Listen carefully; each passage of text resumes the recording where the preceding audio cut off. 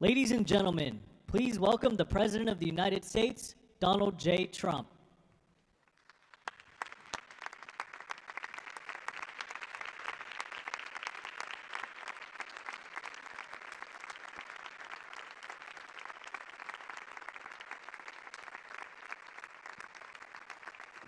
Well, thank you very much. This is a big day, and lots of people watching, and especially from other countries, the leaders of, as you know, the other countries, because we have a large group of leaders, and the ones that aren't here are watching on Zoom. I hope they enjoy it. And the press, we appreciate it very much, so respectful. You've been so respectful of what we're doing. What we're doing is very simple, peace. It's called the Board of Peace, and it's all about an easy word to say, but a hard word to produce, peace. But we're going to produce it, and we've been doing a really good job, and some of these leaders that are with us have helped me very much during just this first year. We have a first year like probably no other ever in our country, because we settled 8 wars and I think a 9th to come. It's turned out to be a tougher one. I thought that was going to be the easiest one. But with war, you never know what's easy and what's not so easy. But we've had a great relationship, and I've become friendly with so many of the people. And I appreciate you being here. These are great people. These are great leaders. And the people that are watching by closed circuit and open circuit in many cases, they're so proud of it. They want it to be open. But they become incredible friends of mine. And, you know, we rebuilt our country in my first term, and now we're at a point that the United States has never seen before. We broke 50,000 on the Dow. They said that would take 4 years. We broke 7,000 on the S&P. They said you couldn't do that within 4 years. It would be impossible. And when I came in, they were all saying, if you could get to anywhere close to 45,000, it would be amazing achievement over 4 years. Well, we hit 50,000 in the first year, and we hit 7,000, which was actually tougher to do according to the Wall Street geniuses. We hit 7,000 in the first year. They said it could take 4 or 5 years. They'd be very happy. It would have been a great job. We did it in 1. But we're doing a great job. Board of Peace is one of the most important and consequential things I think that I'll be involved in. We've been involved in a lot, and really I've been involved in a lot with the people up here. We work together on ending wars with their country. Some of the wars were 32 years long, 32, 34, and a 37. That's a long time, and we ended it in about 2 days, each one of those. But we have some other work to do, and we're getting it done. Gaza is very complex. It's been amazing. I want to thank Steve and Jared for an amazing job. Marco's over there watching. Everybody's fantastic. And JD, what a job. They're all doing. It's a team. I think it's the best team ever assembled. And you see that by the results.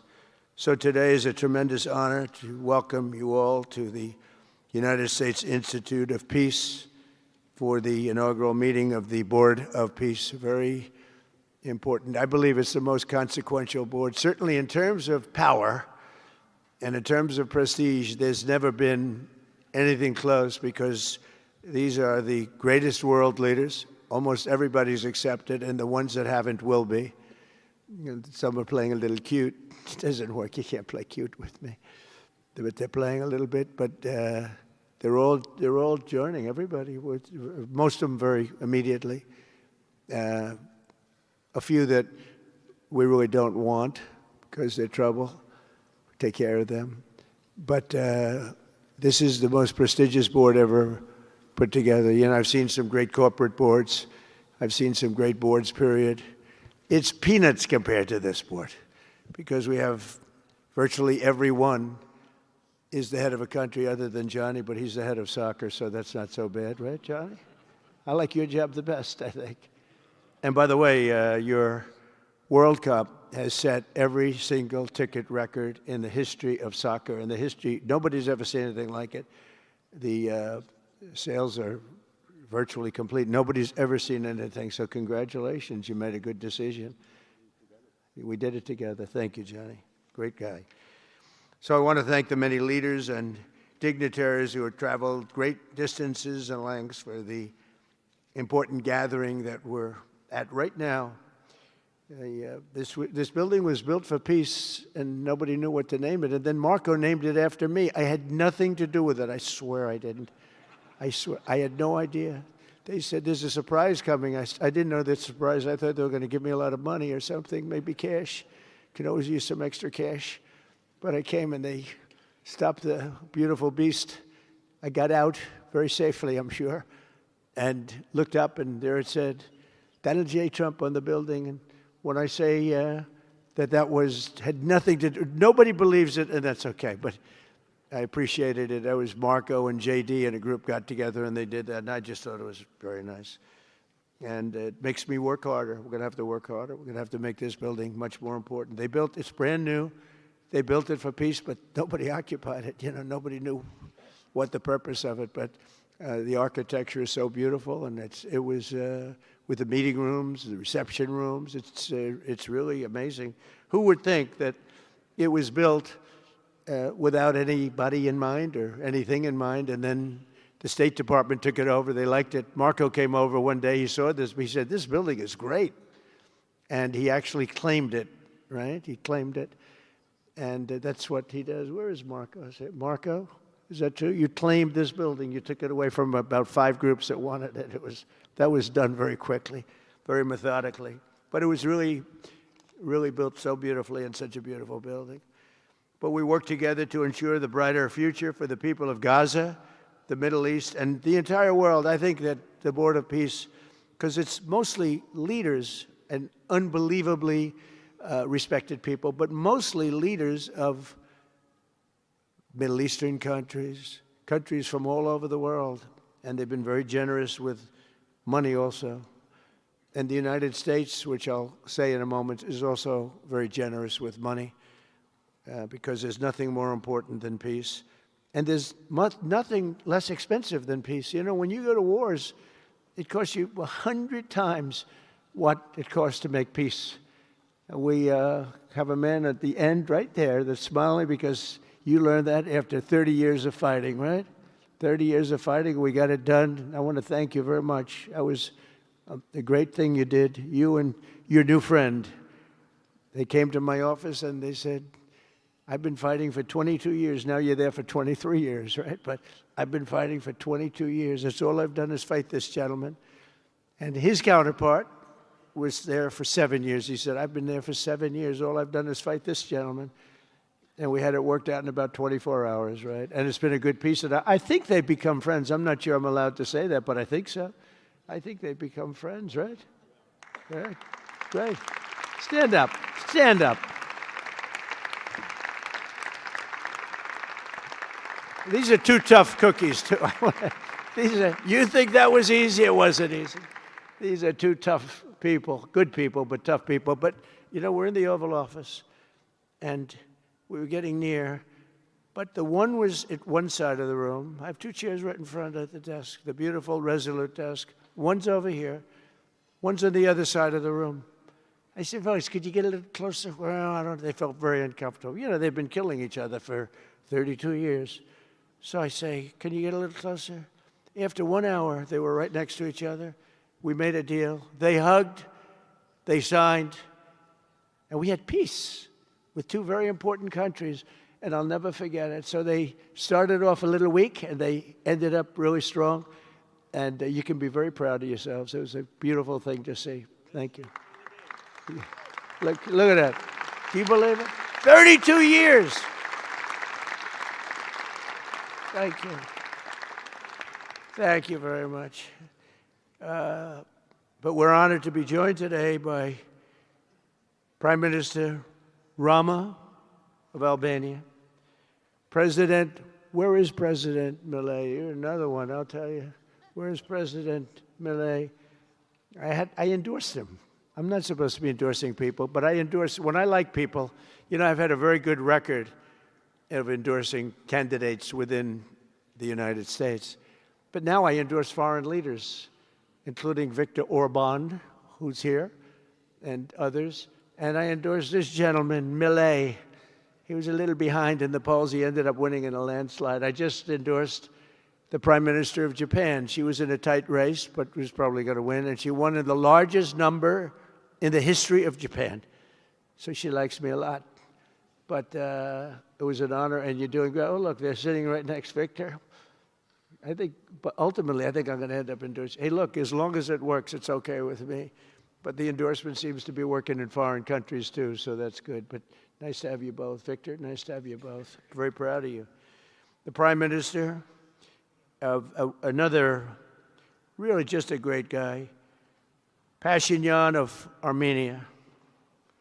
President Aliyev of Azerbaijan. I love saying that name now, you know. At the beginning, it was giving me a hard time. Now I love saying it. It's a beautiful name. I love it.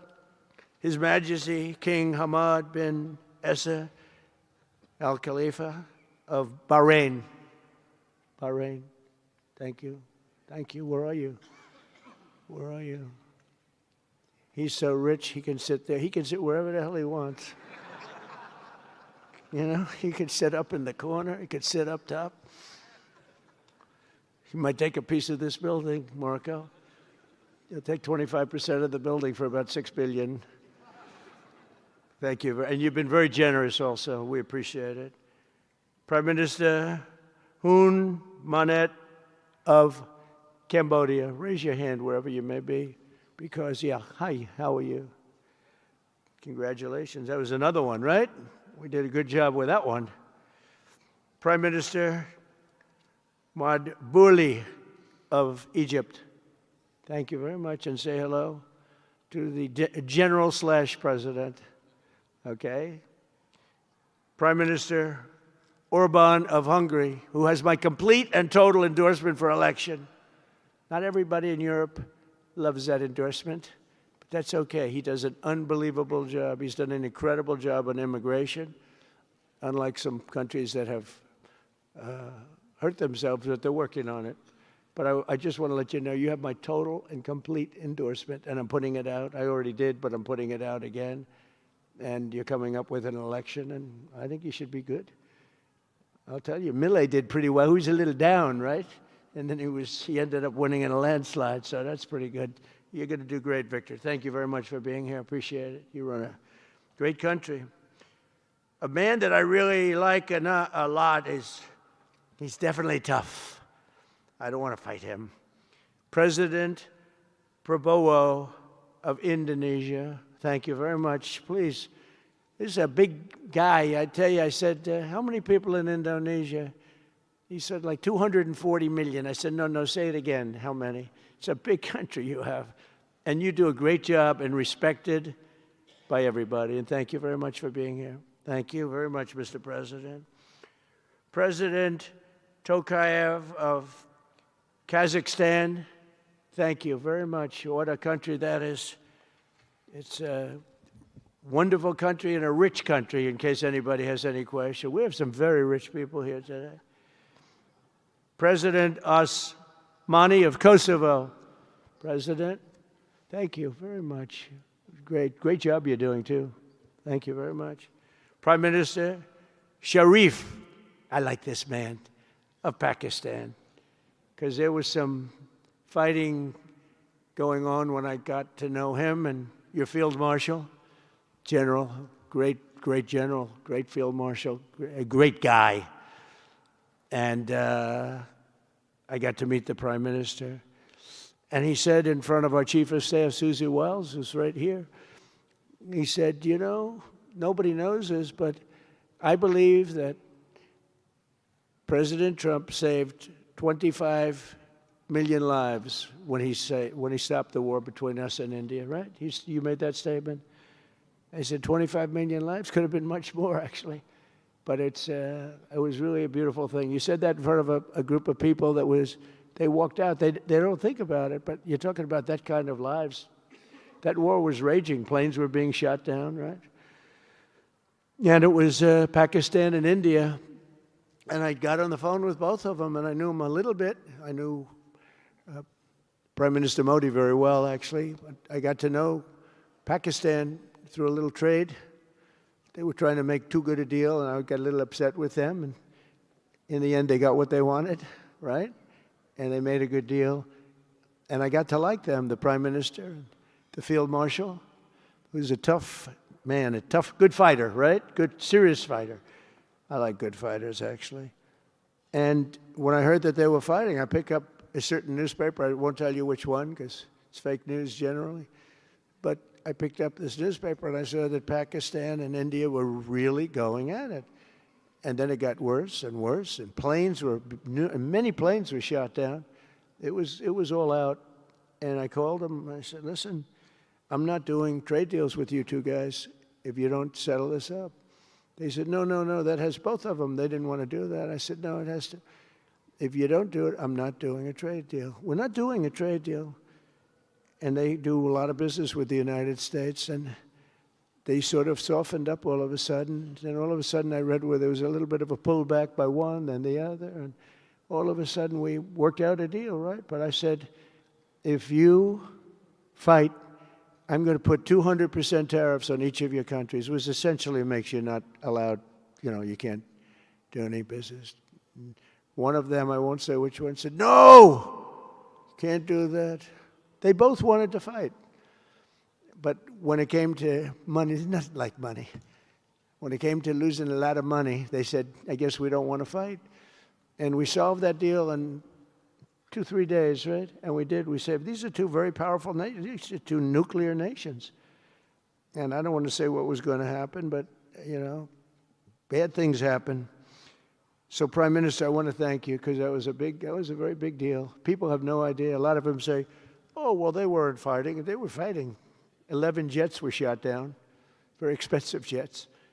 And they were all in. Both of them were all in, and now they're not. And I think we'll always be able to settle up with them. I really do. I think you're going to have, it's a lot of progress was made even in the relationship. And Prime Minister Modi also, he's a great man. He's a great guy. They're all great. But I was very proud of it. President Pena of Paraguay is here. President, thank you very much. Young, handsome guy. It's always nice to be young and handsome. Doesn't mean we have to like you. I don't like young, handsome men. Women, I like. Men, no, I don't have any interest. Good. That's right. Thank you very much. You're doing a great job, too. His Excellency Prime Minister Al Thani of Qatar, just a great man, please, a great man and highly respected. And he's working with a man who is amazing. I always say he needs a public relations agency, because you do so much good and they have you down as evil. And you're not evil. You help us so much, and you're such a good ally. And I just want people to know that. And the Emir is incredible, smart as you can be, a great leader. And he cares so much for the people. And he cares so much for the Middle East. So I want to thank you very much and send my regards. Your country has been a great help. So, surprising to some of the people writing out there, but now they'll start changing their tune, because it's true. I only tell the truth. Prime Minister Don of Romania, wonderful people. The Romanian people are fantastic people, like you're fantastic. And a lot of them come and work in this country and help us in this country, as you know, and it's they are just really, really solid people. President Mirziyoyev of Uzbekistan, who is where? There he is, and a friend of mine. He's got one of the most difficult names in history, but that's okay. It doesn't matter. Your country's doing great. You're doing great. And just no problems. Every time I see him, nope, we're doing good. No problems. And General Secretary To Lam of Vietnam. Vietnam is incredible as a country and as a force. And it's an honor to have you. A really great honor to have you. A lot of respect. A lot of respect for your country. We'll also want to express my gratitude to Vice President JD Vance, who is a fantastic man. He's a fantastic talent. He was a great student. He went to one school. He graduated. Most people, if you watch some of the people that were at the event in Munich, They didn't graduate quickly from college. They had everything they could do. There was one young, attractive woman. She was unable to answer questions. And she didn't do so well like JD did in college. JD graduated in a 4.5-year college in 2 years. And then he went to Yale and he graduated at the top of his class, went to the military grade. But when he went to Yale, there was one person that was marginally ahead of him, so he married her. Can you believe it? He married the person that was ahead. I don't know. I always like to say JD was first and Usha was second, because I get a little uncomfortable when I say that. But he's been incredible. He's a brilliant guy and a great guy, and he's been my friend. All of our people, we have a fantastic group of people, our cabinet members, everybody, many of them here. But JD's been great. Thank you very much. He gets a little bit tough on occasion. We've got to slow him down just a little bit on occasion. He says his mind. Now, then we have the opposite extreme. We have your friend sitting in the back. Your best friend sitting in the back is Marco. Marco does it with a velvet glove, but it's a kill, right? The result is the same. They do it very differently. And Marco, you really did yourself proud 2 days ago in Munich. In fact, so proud that I almost terminated his employ because they were saying, why can't Trump do this? I do, but I say it differently. But Marco, don't do any better than you did, please. Because if you do, you're out of here. But no, I want my guys to do great. And the acclaim he's gotten and the acclaim JD gets is great. We have smart people. And when you see the representatives there, like Gavin Newsom, he didn't know what he was doing. They didn't even know why. He didn't know why he was there. Or AOC, she was unable to answer a simple question. And she could have said, well, I'm studying it, and I'll report back to you next week. You know, you can get away with that. But she just went, it's actually, I think it could be a career-ending answer, because for 25 years, anybody running against her, I think Susie is going to use that little piece of stuff. It was not good. It was not good. That was not a natural. So I want to thank JD. I want to thank Secretary of State Marco Rubio. They're extraordinary. I want to thank Special Envoy for Peace, Steve Witkoff, who has been unbelievable. You know, I took Steve because I was a developer in New York, really successful, actually much more successful than Steve, but I don't want to say that. I'm not going to say that, Johnny. I refuse to say it. But I saw something in Steve. Steve's a great negotiator. Everybody loved him. All these developers, and they're tough. You know, New York developers tend to be on the tough side. And, you know, most of them hate each other. Like a lot of the people in this room hate each other. You know, it's sort of natural, I guess. But we're bringing love back into the room like the old days. But everybody loves Steve. Every developer, the worst, most evil people, horrible human beings, actually. And they love Steve. So I remember this, and we had some conflicts, to put it mildly, in the world. And I said, Steve, how would you like to be Henry Kissinger Jr. that doesn't leak? And he said, are you a leaker, Steve? No. He didn't even know what the word meant, and it's true. I always say Henry Kissinger, who was one of the great leakers of all time, by the way. Richard Nixon said to him, Henry, who's leaking all this stuff? I don't know, Mr. President. It was Henry. It was like, these are little stories I like telling you. But Steve has been unbelievable. Everybody likes him. Ukraine loves him. Europe loves him. Russia loves him. I mean, there's nothing wrong with this. He goes to see President Putin. Didn't know Putin. I set him up a meeting to see. I said, how's Steve doing? Sir, he's still inside. Oh, that was an hour. I called back. Tell Steve to call me when he's finished. I want to find out what the hell is going on. We want to end that war. Sir, he's still inside. 3 hours, 4 hours. They were together for 4 hours, the first meeting. That's talent. And they get along. I mean, people like or don't like Putin or Zelensky. They get along. Same thing with Zelensky. I mean, they all love Steve, and Steve's doing a great job. That's a tough one. That's a much tougher one. I would have thought that some of the ones that we settled that are up here would have been, I thought this would be easy, because I have a very good relationship with President Putin. I have a very good relationship with President Xi. I'm going to be going to China in April. That's going to be a wild one.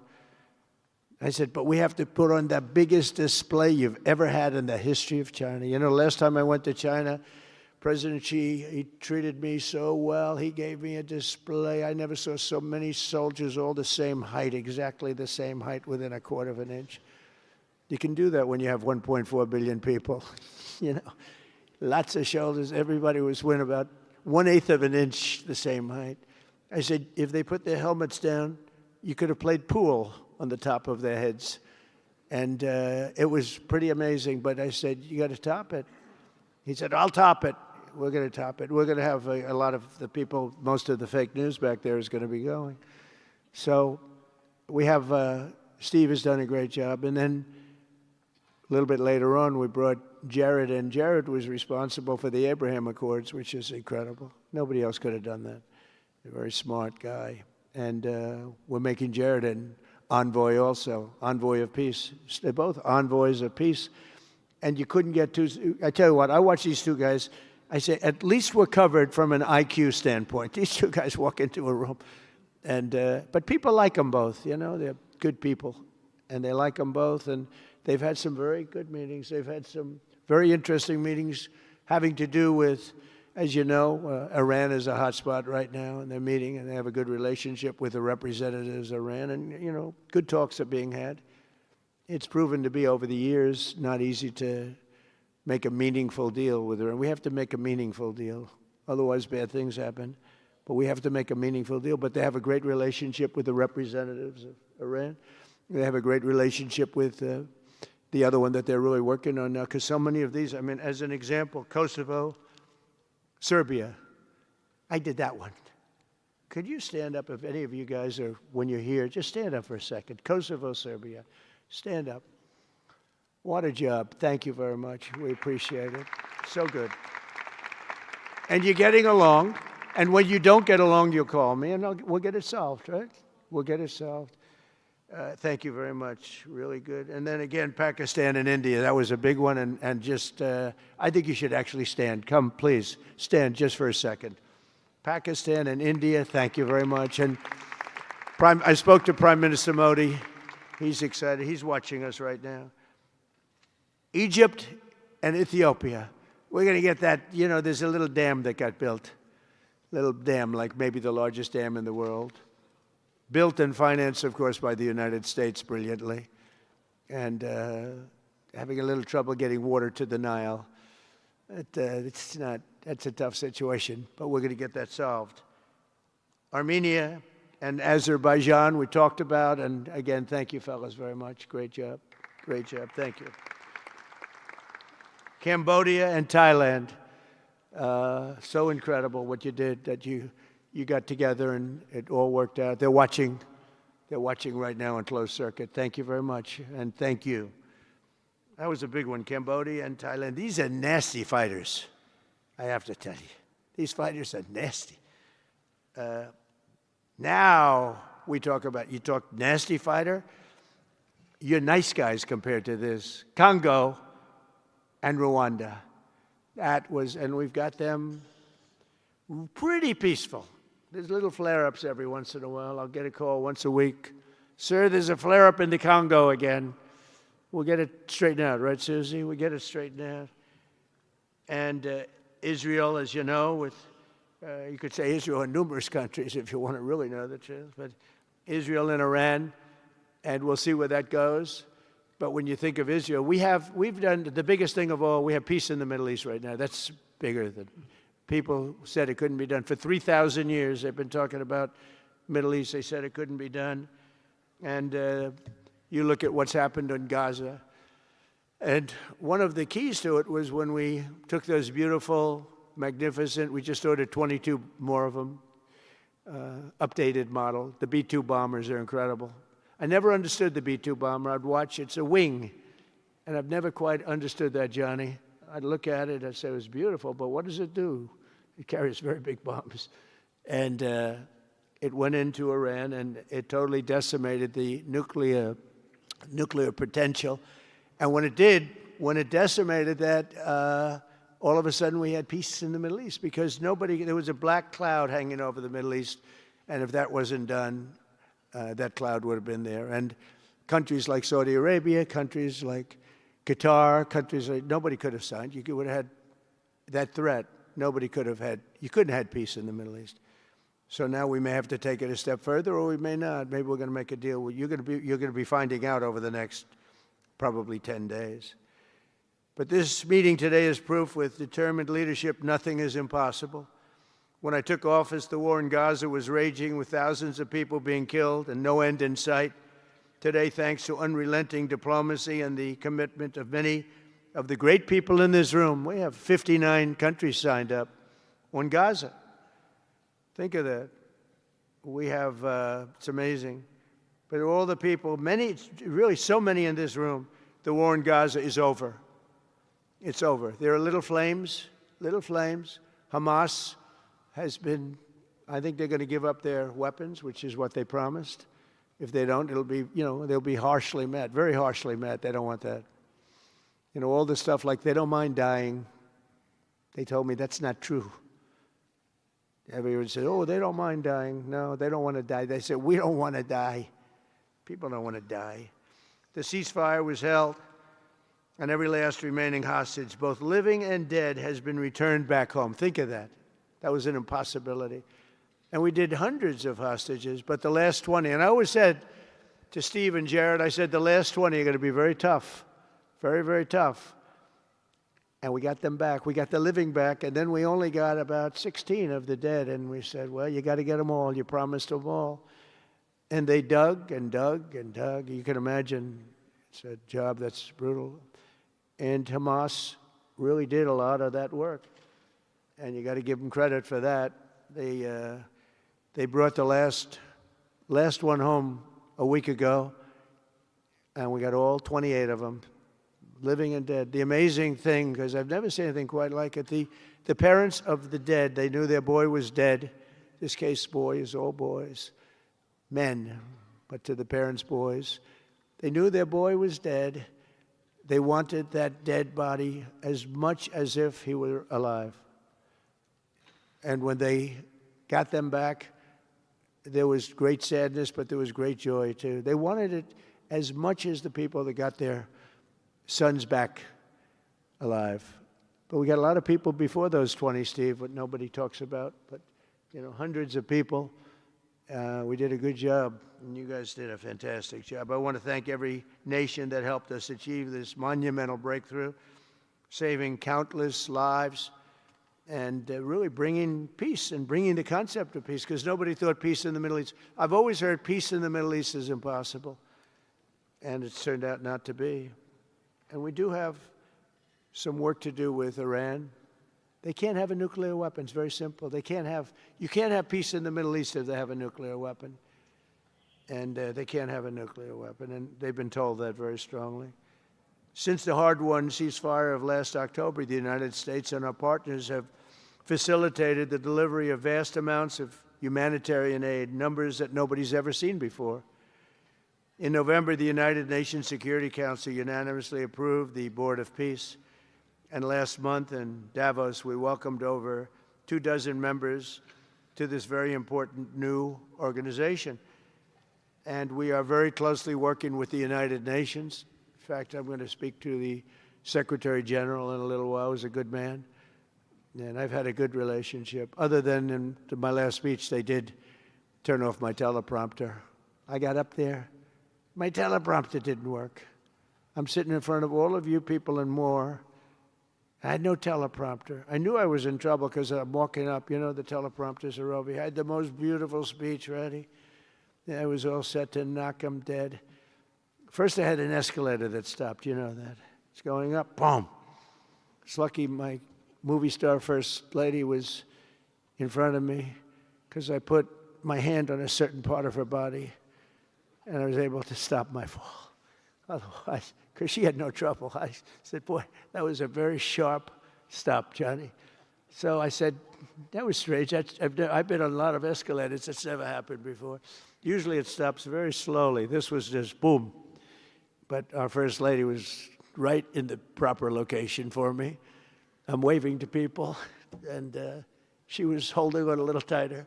She knew what was happening. She did. She said, that's a very successful movie out right now, like #1. Can you believe this? And she's a big movie star. And I always say it's trouble because I always say there's not room in one family for 2 stars. I told her that. We can't have 2 stars in one family. So I don't know what that means, but it's not good. But it is good because we're proud of her. She did people in the United States love the First Lady, and she did the movie, and it's become the biggest selling documentary in 20 years. Can you believe? The theaters are all packed. Women especially, they go back and they see it 2 or 3 times, 4 times.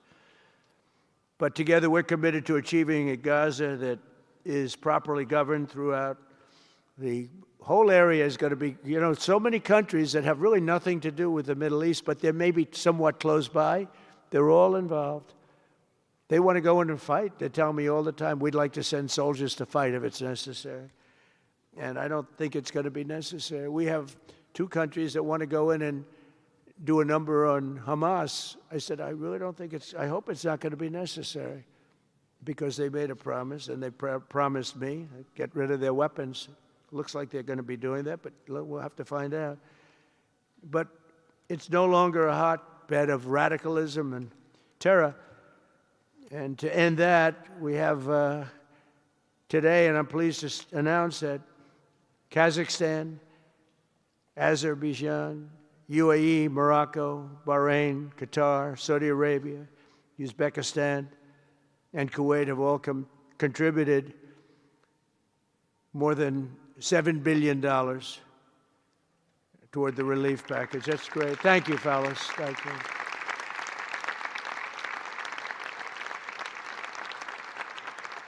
And many more are contributing too. So the numbers are, this just started. This is our first meeting. But every dollar spent is an investment in stability and the hope of new and harmonious. It's a region that's so important, it's so vibrant, it's so incredible. The people are so incredible, but we want to have a harmonious Middle East. The Middle East is amazing. So many friends in the Middle East, they're so smart. Sometimes they're too energetic. That's a lot of people aren't energetic. Sometimes they're a little bit too energetic. These are great people. The world is now waiting on Hamas, and that's taking place, and it's the only thing that's right now standing in the way. We have Lebanon with certain things that we're working on that are very important.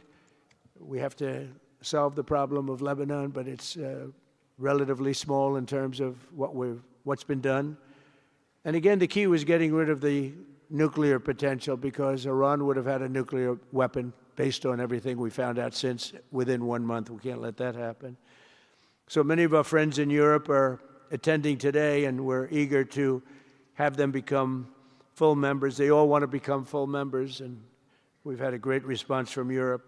And Europe is, it's where I come from, where so many people come from that are in the United States. But we have a great relationship with Europe. We have a great head of NATO. He is a fantastic man, and he's doing a great job, really great job. I'm excited to announce that Norway has agreed to host an event bringing together the Board of Peace. Oh, I thought when I saw this note, I'm excited to announce that Norway, I thought they were going to say that they're giving me the Nobel Prize. Oh, this is less exciting. Oh, it says, I'm excited to announce that Norway, and I'm saying, oh, great, I'm getting the Nobel Prize, finally. Finally, they got it right. But I don't care. I don't care about Nobel Prize. I care about saving lives, just so you understand. We play and we all, do what we have to do. I only have one thing. I don't want to see people killed from parts of the world that are very far away from the United States. And if I have an ability to turn off wars, I want to use that ability, because it's people, millions of people. It's like the Prime Minister said, 25 million people maybe. And that's a small number compared to what it could have been if you really think about it, right? No, I want to save lives, and I don't care about prizes. In the UN Office for Coordination of Humanitarian Assistance is raising $2 billion for the support of Gaza. Additionally, Japan has just committed to host an aid fundraiser, which would be a very big one, it's already successful. We know some of the numbers that are being talked about, which will be attended by other nations in the region, including South Korea, the Philippines, Singapore, and others. And I know that China is going to be involved, and I think Russia is going to be involved. I think they will be. I want to have everybody, get all sides, because it doesn't help when you have all sides with one ideology. You have to have everybody together for this. I'm also pleased to announce that FIFA will be helping to raise a total of $75 million for projects in Gaza. And I think they're soccer related, where you're doing fields and you're getting the greatest stars in the world to go there. People that are bigger stars than you and I, Johnny. I hate to say it. You know, I met one of your great stars who came to the White House, as you know. And my son was very excited. These are great people. These are great people. And Johnny's going to bring the stars to the area. And they're really known. People in Gaza know every one of them, right? You know? So it's really something. And we'll soon be detailing the announcement. And if I can I'll get over there with you. I want to thank Johnny and FIFA for all of the wonderful things they did and are doing. They gave me their first Peace Prize. They gave me a Peace Prize. I think they saw that I got screwed by Norway, and they said, let's give him a Peace Prize. I mean, very good. Thank you, Johnny. I appreciate it. Johnny's very smart. He's very, very smart. The nations represented here today, just in closing, are not just contributing money. Some are also pledging personnel to help preserve the ceasefire and secure a very enduring peace. We have to have enduring peace. Having peace, knowing it's going to blow up in 2 weeks, doesn't mean anything. In particular, Indonesia, thank you very much. Indonesia. It's a great country. Thank you very much. Look at that man. Look how tough he is. You think it's easy dealing with him? Look at that face. You are a tough cookie. And we say it lovingly, too. We need strength. You say, see, he doesn't mind. He's tough and he's smart. And smart is more important. Morocco, thank you very much. Great. What you're doing is great. Albania, Kosovo, Kazakhstan have all committed troops and police to stabilize Gaza. Egypt and Jordan are likewise providing very, very substantial help, troops, training, and support for a very trustworthy Palestinian police force. We think we're getting some very good people on that police force. And, you know, it's peace in the Middle East. We have peace in the Middle East. Think of it. For years you've been hearing about peace in the Middle East, and everybody's saying it's impossible. All of these countries are working together around the vision of a Middle East that is free from the curse of extremism and terror. And now is time. And by the way, even people with extremism and preaching extremism, they're exhausted. They're tired. It's been going on for too many years. I don't care who you are. They're tired. They want peace. And now is the time for Iran to join us on a path that will complete what we're doing. And if they join us, that'll be great. If they don't join us, that'll be great too. But it'll be a very different path. They cannot continue to threaten the stability of the entire region, and they must make a deal. Or if that doesn't happen, I maybe can understand. If it doesn't happen, it doesn't happen. But bad things will happen if it doesn't. With the commitments announced today, the Board of Peace is proving that it does not just convene countries. It devises and implements, and real solutions happen. We've come up with solutions. This is so little talk. This is very little talk, all action. First time, it was always talk in the Middle East. People would talk about peace in the Middle East, and then they'd go home and they'd never even think about it again. Nothing would happen.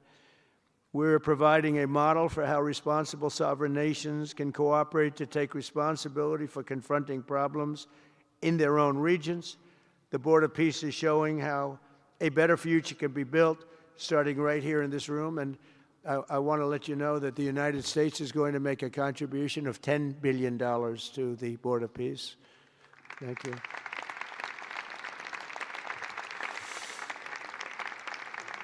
And we've had great support for that number. And that number is a very small number when you look at that compared to the cost of war, that's 2 weeks of fighting.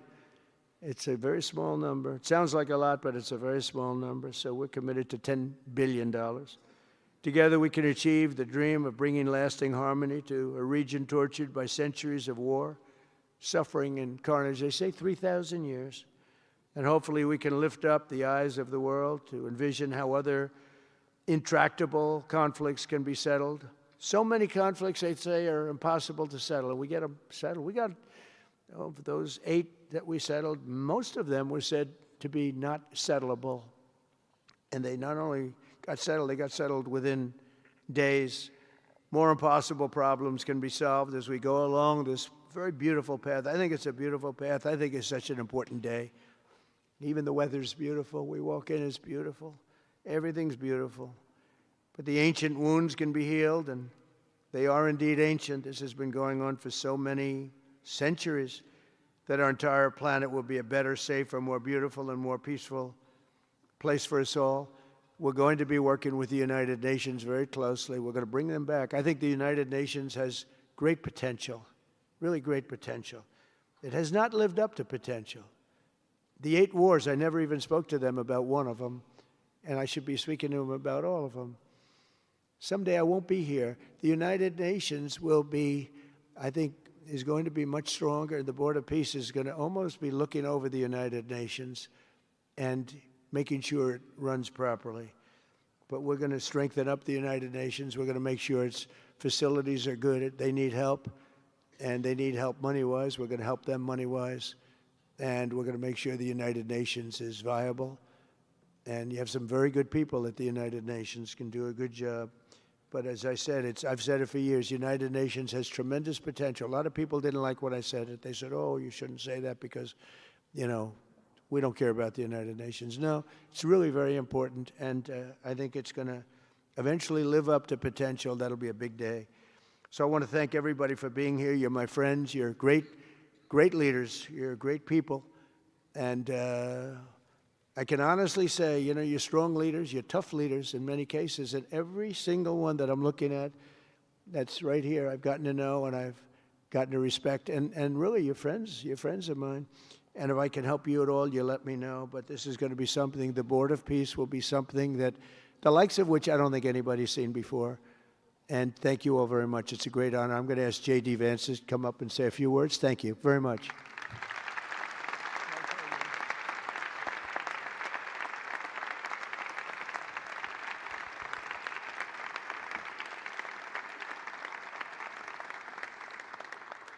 Well, thank you, Mr. President, very much for your leadership, but also for the kind words about me personally.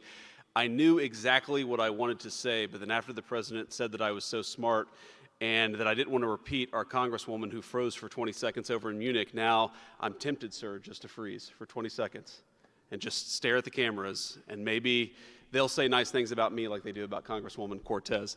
But I have 3 very brief messages. First of all, to the President of the United States, but to the entire team, to Marco, to Steve, to Jared in particular, who've done such an incredible job.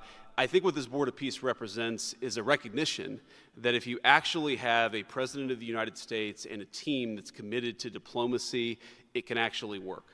When I look at what happened to Israel on October the 7th, all those innocent people who were murdered, the fact that you had all of these hostages, and of course, a terrible war that came from it, I remember thinking to myself, how is it ever going to be possible to get these hostages home safely, to make it possible for the people of Gaza to actually have a reasonable future, but also to ensure that Israel is never attacked again? It turns out the answer was you just needed a